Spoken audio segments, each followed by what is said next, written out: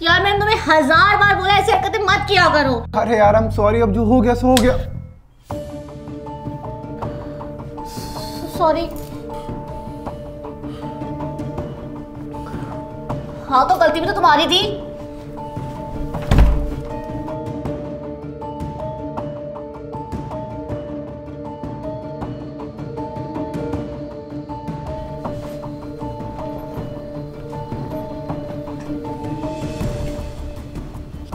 ये कर रहे हो तुम?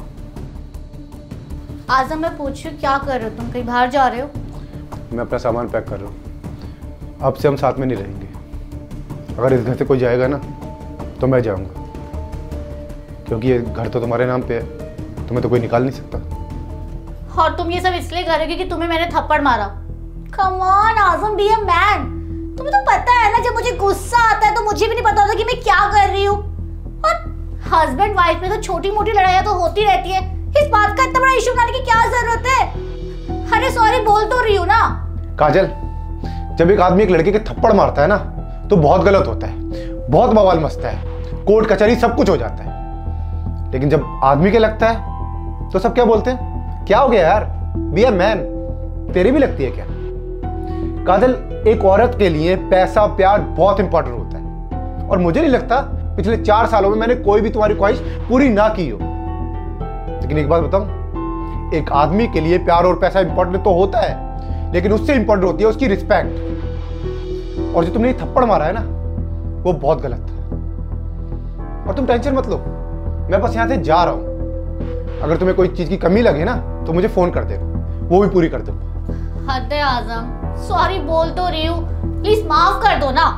चलो ठीक है, माफ कर भी दिया।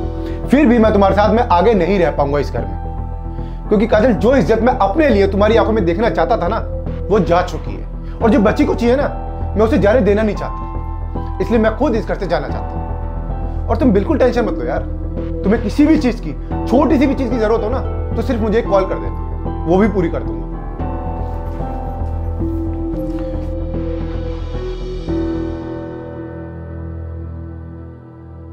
आजम क्या है ये सब, क्यों इतना ड्रामा क्रिएट कर रहे हो? तुम्हें ये सब ड्रामा लग रहा होगा ना, तुम्हें लग रहा होगा कि इतनी सी बात का बतंगड़ बना रहा हूं। तुम्हें यही लग रहा होगा कि अभी नीचे जाकर लोगों को मैं सुनाऊंगा, यही लग रहा है ना?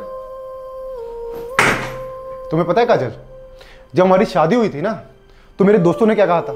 मेरे दोस्तों ने कहा था कि आज हम नई नई शादी हुई है, अपनी बीवी को कंट्रोल में रखियो, बी अ मैन, मर्दों की तरह रहियो।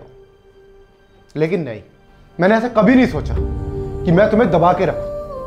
और एक बात बताऊं, जब हमने ये घर लिया था ना तो मैंने अपनी माँ से कहा था, माँ मैं काजल के नाम पे घर लेना चाहता हूं। उन्होंने पता क्या कहा था? उन्होंने कहा था कि आज हम नई नई शादी हुई है, तू अपने नाम पे घर ले ले। लेकिन मैंने फिर भी ये घर तुम्हारे नाम पे लिया। पता है क्यों? ताकि तुम्हारी वैल्यू बने, इस समाज में तुम्हारी इज्जत बने। लेकिन नहीं, मेरी गलती है। वो जो लोग होते हैं ना काजल, जो इक्वलिटी इक्वलिटी चिल्लाते हैं, मेरे जैसे लोग, तो उनका अंजाम यही होता है, ये जो आज मेरे साथ हुआ।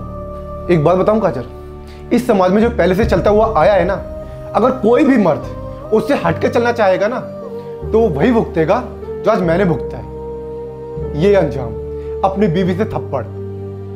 एक बात बताऊं काजल, हम मर्द ना अपनी इज्जत ढूंढने निकलते हैं, घर से निकलते हैं काम के लिए, वहां इज्जत ढूंढते हैं, अपने घर परिवार में इज्जत ढूंढते हैं, इस दुनिया की नजरों में इज्जत ढूंढता है। और एक बार काजल ये इज्जत चली जाए ना, उसके बाद में आता है ये पैसा।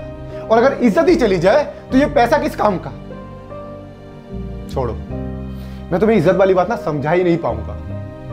और तुम बेफिक्र रहो यार, मैं तुम्हें डिवोर्स थोड़ी दे रहा हूं, मैं बस इस घर से जाना चाहता हूं। अभी तक इस घर में तुम अपनी मर्जी से रह रही हो ना, अब मैं अपनी मर्जी से इस घर से दूर रहना चाहता हूं। और आ जाऊंगा जब मुझे लगेगा ना कि तुम्हारी नजरों में मेरी इज्जत बन गई है या फिर आ गई है, तो तुम्हें बुलाने की भी जरूरत नहीं पड़ेगी, उस दिन मैं खुद आ जाऊंगा। लेकिन ये थप्पड़ खाने के बाद मैं एक पल भी इस घर में नहीं रह पाऊंगा, क्योंकि जो इज्जत मैं तुमसे चाहता था ना काजल, मैं तुम्हारी आंखों में वो नहीं देख पाऊंगा।